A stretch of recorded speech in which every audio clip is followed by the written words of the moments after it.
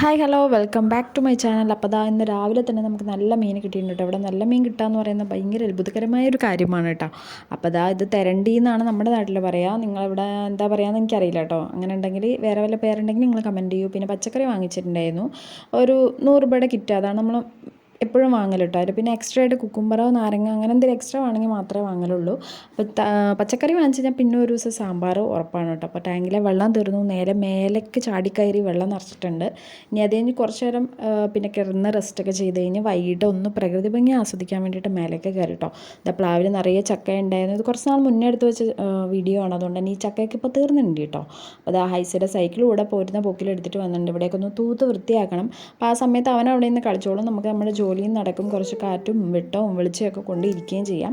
നമുക്ക് പ്രത്യേക സന്തോഷങ്ങളുള്ള ദിവസങ്ങളിൽ മാത്രമേ നമ്മളിങ്ങനെ കയറാറുള്ളൂ. ചില ദിവസങ്ങളിൽ മേലെ കയറുന്ന ചായ കുടിക്കുകയൊക്കെ പതിവുണ്ട് കേട്ടോ. അപ്പോൾ പാഷൻ ഫ്രൂട്ടൊക്കെ നിറയെ ഉണ്ടായിരുന്നു, പക്ഷേ ഇപ്പോൾ അതൊക്കെ കഴിഞ്ഞു കേട്ടോ.